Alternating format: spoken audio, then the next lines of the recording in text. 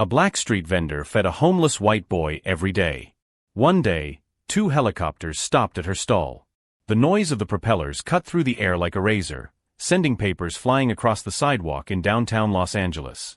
Keisha Williams looked up and saw 2 military helicopters flying dangerously low, creating a dust storm around her small food stall. "Everyone get off the street. Now!" shouted uniformed men jumping out of black SUVs that appeared out of nowhere, completely surrounding her hot dog cart. At 34, Keisha never imagined that feeding an abandoned child would result in this. As pedestrians ran in panic and other street vendors fled, leaving their wares behind, she remained motionless, instinctively protecting the blonde 8-year-old boy hiding behind her legs. "Tommy, stay with me," she whispered, keeping her voice calm despite the chaos. Her eyes revealed something that few could perceive amid the confusion. It was not surprise, but confirmation of something she had suspected for weeks. 3 months earlier, when she found Tommy sleeping next to her cart on a cold January morning, something in those frightened blue eyes touched her deeply. The boy was dirty, his clothes torn, but there was a politeness in his speech that didn't match his situation on the streets. "Can I clean your tent for a sandwich?" he had asked that first morning, using words that truly abandoned children rarely knew. For weeks, Keisha fed Tommy every day, watching him discreetly. The scars on his back when he changed his shirt. The way he looked nervously at passing luxury cars. And most of all how he muttered names in nightmares. "Daddy Richard, please don't." "Are you Keisha Williams?" asked an agent approaching, his hand hovering over his gun. "We need to talk. Now." Tommy grabbed her shirt even tighter, shaking violently. "They're here to get me," he cried. "You promised you'd protect me." Keisha looked around. Dozens of federal agents, helicopters, a full-scale military operation. All this for a street vendor and a street kid? Her lips curved into an almost imperceptible smile. Whoever was in those helicopters had a lot more to lose than she realized. "Calm down, baby," she murmured to Tommy, but her eyes flashed with a determination that made the agent hesitate. "Aunt Keisha won't let anyone hurt you. And whoever is trying to scare us is going to find out they messed with the wrong person." If you're wondering how a simple hot dog vendor managed to mobilize a federal operation, be sure to subscribe to the channel, because the story of how a black woman from the suburbs turned her street stall into the epicenter of a scandal that would bring down some of the most powerful men in the country is just beginning. "Hands up. Stay away from the child," shouted the commander of the operation, as more agents surrounded Keisha's stand with military precision. Tommy began to sob uncontrollably, his little fingernails digging into her arms. "He sent them. Daddy Richard said if I told anyone." "Who's your daddy, baby?" Keisha whispered quickly, but the answer came from an authoritative voice behind the agents. Senator Richard Blackwood, of the California State Justice Committee, announced a man in an impeccable suit stepping out of an armored limousine that had arrived silently during the chaos. "And you, apparently, are the woman who kidnapped my son."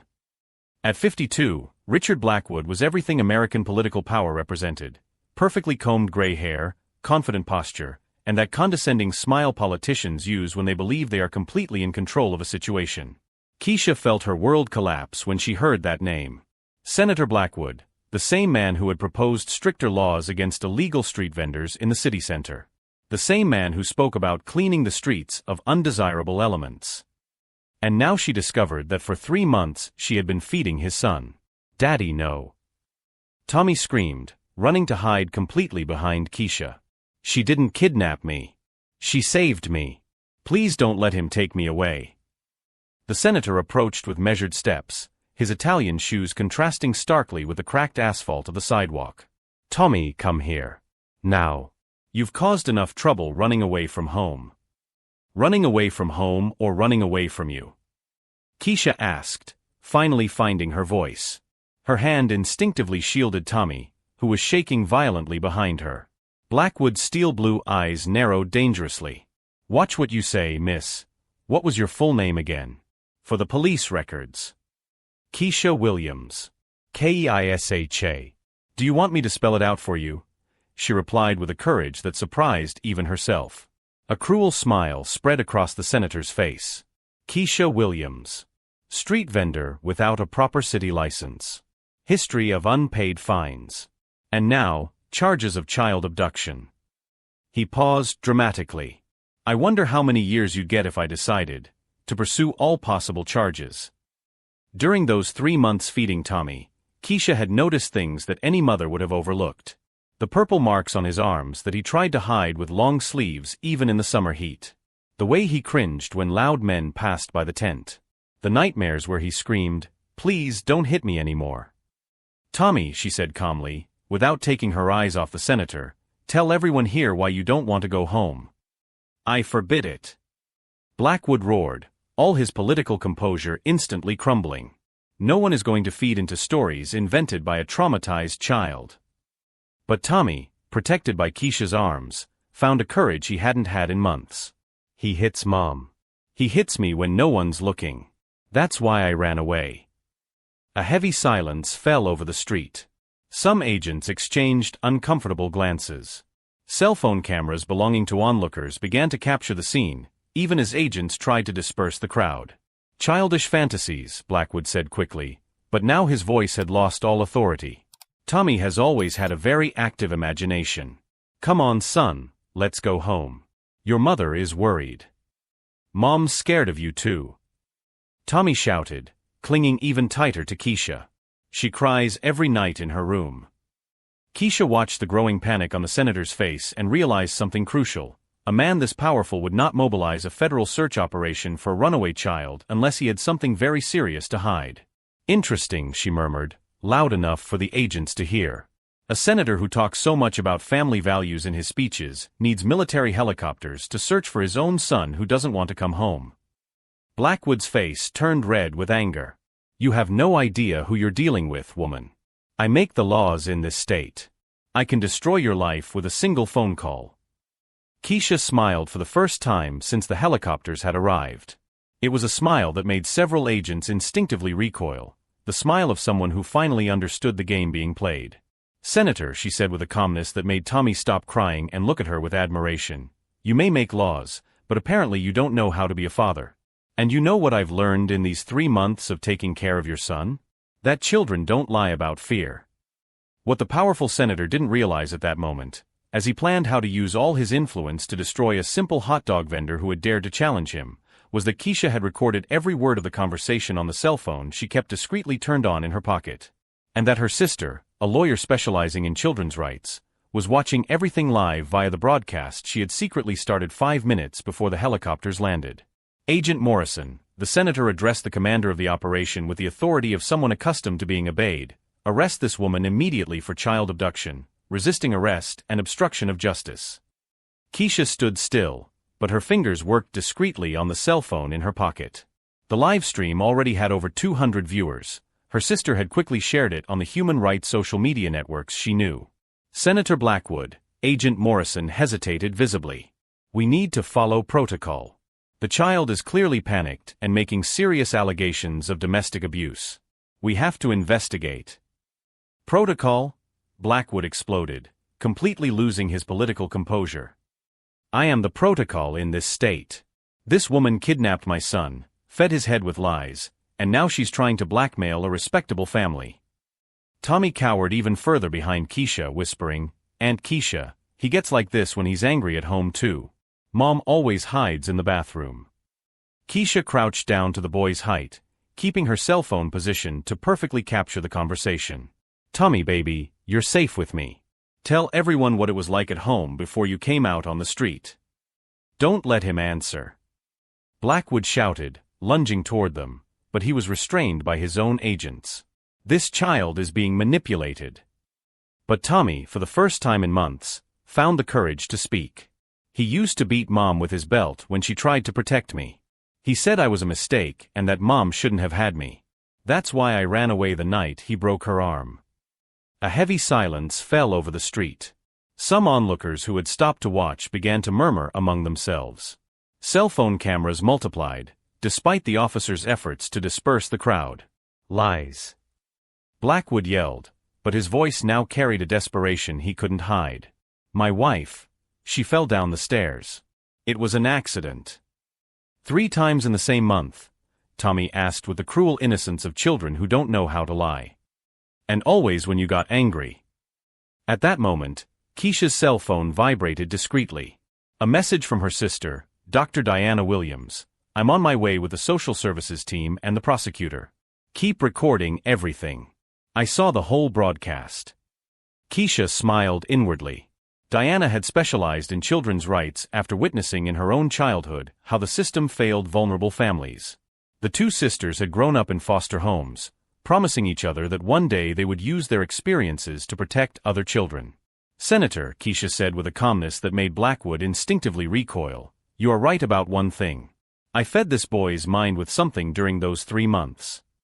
Blackwood smiled maliciously, thinking he had gotten a confession. Ah.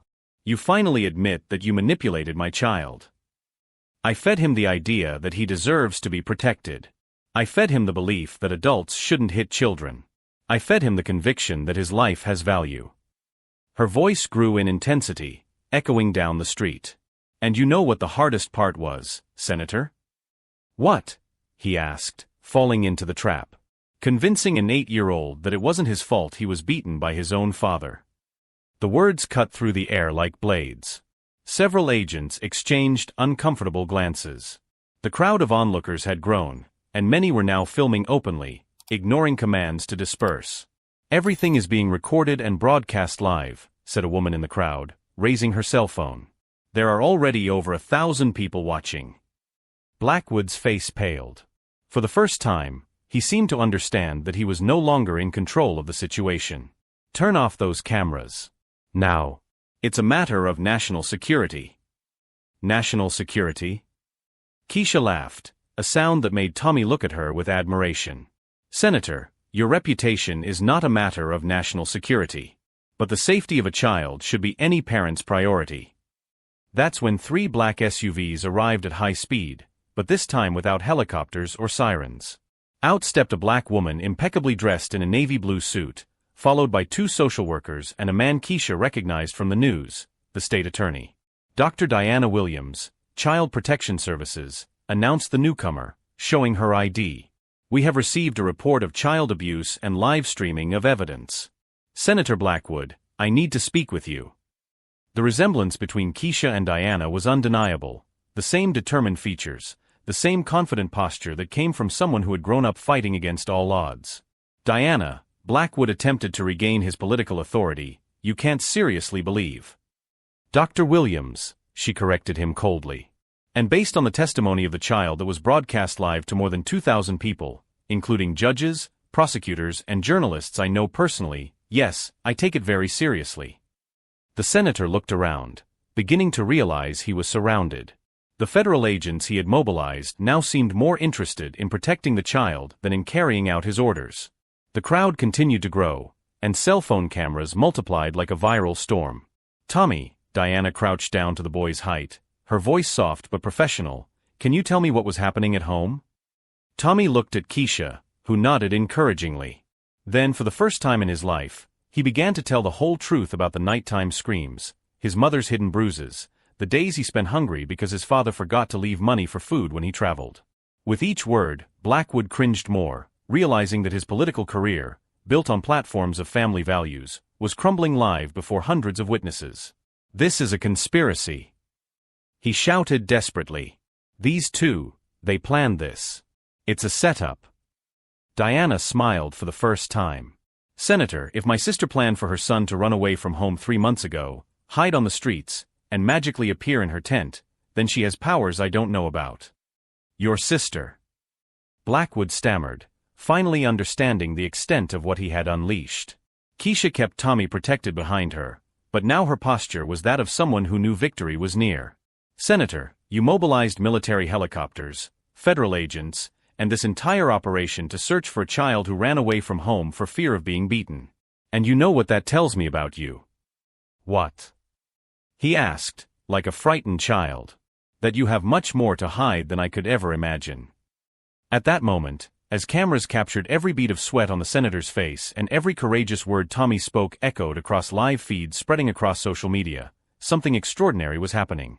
The street vendor he had tried to intimidate with all his political power was not only defending herself, she was rewriting the rules of the game. And the man who believed he could control destinies with a simple phone call would soon discover that he had completely underestimated who he was messing with. Senator Blackwood, Diana said with the cold authority of someone who had prosecuted dozens of similar cases, I must inform you that this conversation is being recorded for legal purposes and that you have the right to have an attorney present. Recorded.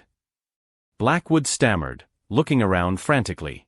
That's when he realized, in addition to the hundreds of cell phones in the crowd, official cameras from social workers, the prosecutor's team, and especially Keisha's cell phone, which remained strategically positioned, everything was being documented simultaneously. My sister started a live stream on Instagram 47 minutes ago, Diana continued, consulting her tablet.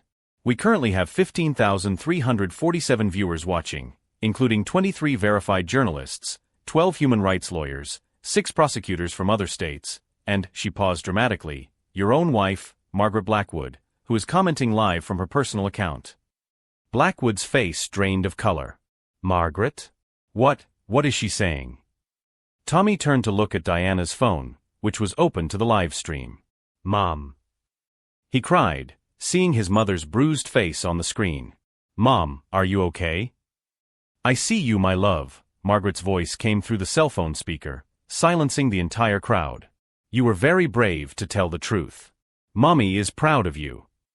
Margaret, turn that off now. Blackwood yelled, completely losing his political composure. But her voice continued, now more firm. For 8 years I kept my mouth shut out of fear. For 8 years I pretended the bruises were from falls. But my son will not grow up in a violent home like I did. The live broadcast exploded with comments. #JusticeForTommy began trending massively on social media. Reporters in the crowd spoke live to their channels about the scandal unfolding in real time. Senator, Agent Morrison approached, visibly uncomfortable. We have received orders from above to stand down. Apparently the FBI is investigating the allegations, and we cannot interfere in a possible case of domestic violence. Higher orders. Blackwood exploded. I am the higher orders in this state. It was at this moment that Keisha finally spoke, her voice cutting through the chaos like a blade. Senator, would you like to know how a simple hot dog vendor managed to mobilize federal investigations against a man of your caliber? Everyone turned to her. Tommy was still clinging to her legs, but now he looked at her with utter admiration. During 3 months of feeding Tommy, I didn't just notice the signs of violence, Keisha continued, pulling a second cell phone from her pocket. I documented everything. Photos of the scars he tried to hide. Recordings of the nightmares where he screamed your name. Videos of him telling how you beat his wife. Diana smiled proudly at her sister. Keisha studied investigative journalism before opening the tent. She knew exactly what to do when she suspected child abuse. Impossible, Blackwood shouted. A woman like her doesn't have access to. To what, Senator? Keisha interrupted. Education? Intelligence? The courage to protect a child. She showed him the second cell phone. 3 months of evidence. Tommy telling how you broke his mother's arm. Tommy describing where you hide the money you embezzle from election campaigns. Tommy repeating phone conversations he overheard about bribes and illegal contracts. The silence that followed was deafening. Even the helicopters seemed to have stopped making noise. An 8-year-old child doesn't make up details about political corruption, Senator. But a traumatized child repeats everything he hears at home when he finally feels safe to speak. Diana took her sister's cell phone and began playing excerpts from the recordings at high volume. Tommy's childish voice echoed down the street. Daddy Richard said on the phone that the money for the new school was going to stay in his account. Daddy hit Mommy because she asked where the money for the hospital was.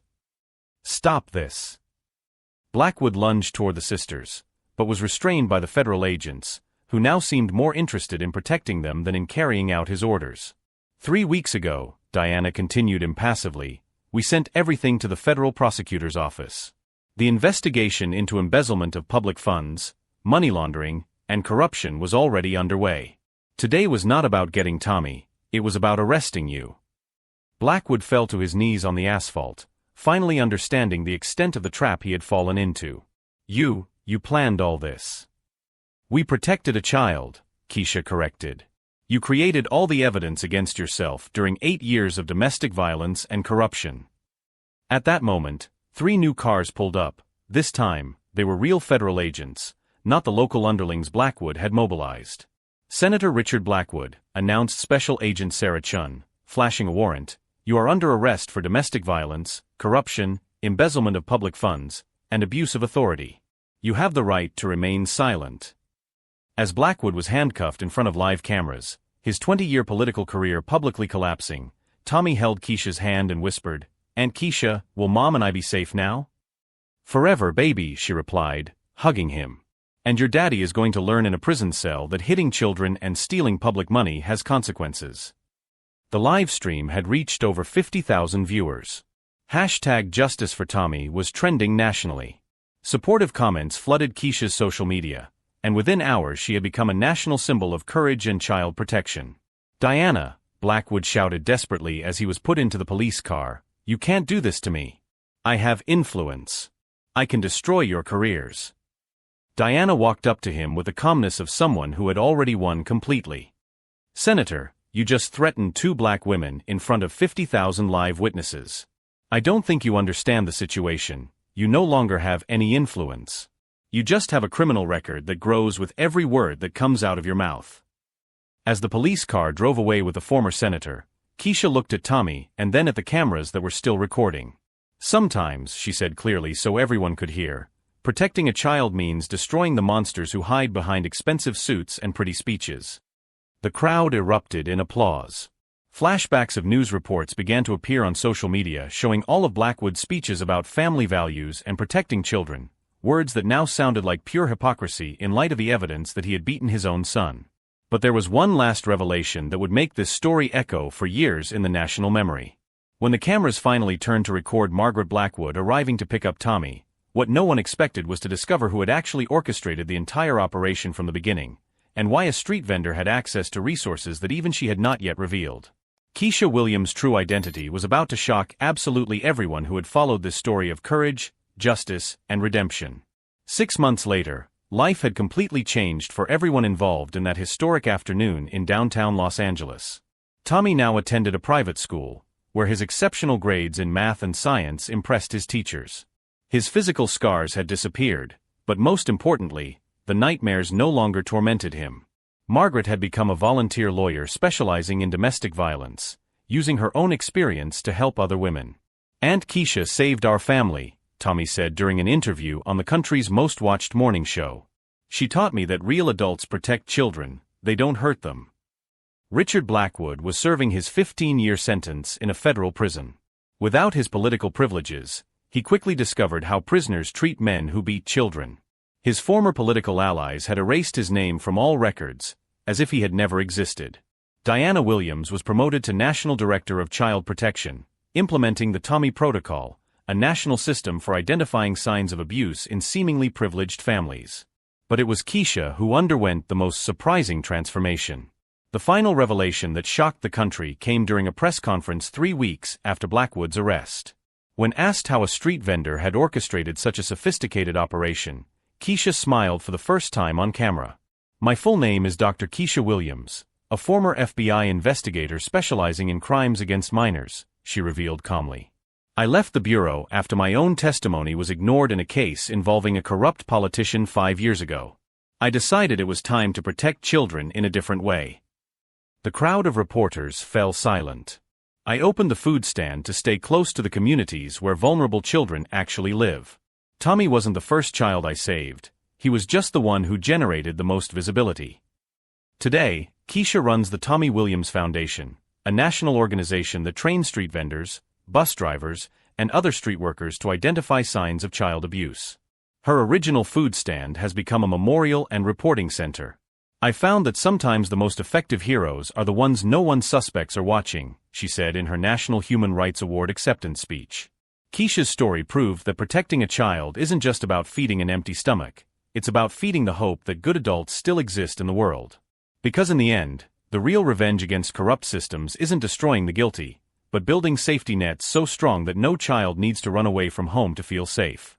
If this story of courage and justice touched your heart, subscribe to the channel for more stories that prove that real heroes don't wear capes.